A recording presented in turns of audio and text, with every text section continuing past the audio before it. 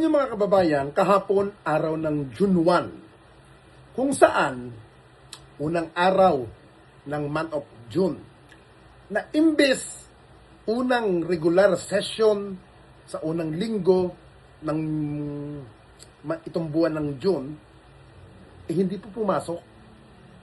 Hindi po ginawa ang trabaho ng majority bloc sa pamumuno po ni Senate President Alan Peter Cayetano. Bagkos, mas pinayoridad niya yung mga kaso na parang tilang nagiging abogado ni Senator Jingo Estrada kaysa sa tungkulin niya para sa bayan na dapat nagtatrabaho siya bilang Senate President, or hindi ko alam, para bang dating nito na hindi sila pumayag na magkaroon ng session, baka sakalis daw na mapigilan kung anuman ang koditang mangyayari dapat kahapon, June 1. Baka yun ang strategy, after nung pagka-aresto kay Senator Jingo Estrada, walang session dahil walang Senate President. At wala din yung Senate pro tempore nila na si Senator Loren Legarda. Or baka naman sinadya ng grupo ni Cayetano na huwag magpasukan ang kanilang grupo para mapanatili ang leadership sa kanya. Parang ang pangit, mga kababayan. Ano ba priority ni Cayetano? Yung personal na agenda nila o personal na interest ng taong bayan na nagpapasahod sa inyo? Ang sabi ko ng mga nakaraan, marami ng palpak sa leadership ni Cayetano. Mabuti na lamang meron tayong isang senador sa katauhan ni Senator Erwin Tulfo at 10 ng kanyang mga kasama para manindigan sa katotohanan at dignidad ng Senado. Ang Senado ay kilala bilang isang institusyon inaasahang gagabay sa bansa sa pamamagitan ng katwiran, batas na may mataas na antas ng integridad. Subalit kamakailan, pagliban ng majority bloc sa muling pagbubukas ng session ay nagpakita ng isang kababalaghang realidad. Mas mabilis pa ring bumaluktot ang institusyon kapag nabunot ang interes ng iilan makapangyarihan. Nang manawagan si Senate President Alan Peter Cayetano sa majority bloc na protektahan ang tinatawag niyang Senate Independence, mabilis itong sinalubong ng katotohanan ng solid bloc 11 minority. Hindi ito kasarinlan, ito ay pagtalikod sa tungkulin ang pag-boycott ng mayorya sa sesyon nang walang anumang pasabi o formal na abiso ay hindi lamang paglabag sa alituntunin ng Senado, kundi isang tahasan kawalan ng paggalang sa minorya at higit sa lahat sa taong bayan. Dapat tandaan ng mga mambabatas na ang kanilang mandato ay magsilbi sa publiko at lumikha ng mga batas, hindi ang magsilbing kalasag ng kanilang mga kaalyado laban sa katarungan. Ang hindi pagsipot ng mayorya ay malinaw na tugon at reaksyon sa pagkakaaresto kay Senator Jingo Estrada. Sa puntong ito, lumalabas ang tunay na kulay ng politika sa bansang magkampihan, hindi prinsipyo.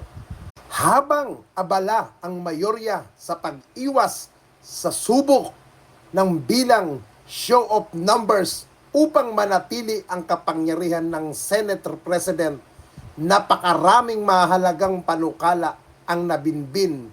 Narito ang mga krusyal na ayenda na binibaliwala ng mayorya, Magna Carta para sa mga barangay health worker na direktang kailangan ng ating mga frontliner sa komunidad, anti-hospital detention bill upang wakasan ang panguhustay ng mga hospital sa mga mahihirap na pasyente, kumpirmasyon ng mga general sa Commission on Appointment para sa seguridad ng bansa at maging ang pagkakamamayang Pilipino nina Benji Buatray at III at Matthew James Ramos para sa larangan ng palakasan. Ang Senado ay hindi pag-aari ng iisang tao o nag-iisang partido lamang. Ito ay institusyon ng taong bayan, ang tapang at paninindigan ng minorya sa pamumuno ni Senator Erwin Tulfo. Sa gitna ng pambabaluktot na ito ng mayorya, karapat-dapat lamang na saluduhan at suportahan ang buong minority bloc, lalo na ang boses ng mga mambabatas tulad ni Senator Erwin Tulfo na patuloy na tumatayo para sa kapakanan ng karaniwang Pilipino.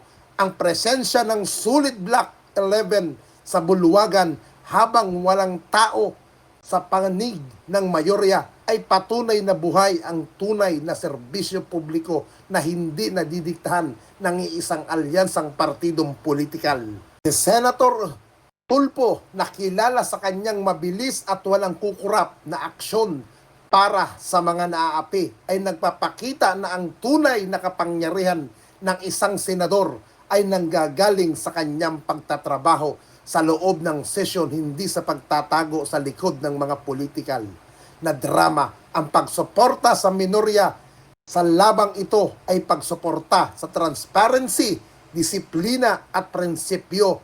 Ang batas ay para sa lahat, walang kinikilingan, kaibigan o kaalyado. Kapag ang mga hinalal na opisyal ay tumatangging pumasok sa opisina at gampanan ang kanilang sinumpaang tungkulin dahil lamang sa political na interest, ang sistema ng checks and balance ay tuluyan gumuguho. Tama ang panawagan ng minorya, panahon na upang magbantay ang sambayanang Pilipino. Ang anino ng nakaraan, isang dibado ng kapangyarihan, hindi maiiwasan magtanong ng publiko, inuulit ba ni SP Cayetano ang kasaysayan? Tila katulad ito na nangyari noon sa House of Representatives, kung saan isang leader na umuurong ang suporta ay tumatangging magpatawag ng sesyon, umiiwas sa proseso at kumakapit sa pwesto.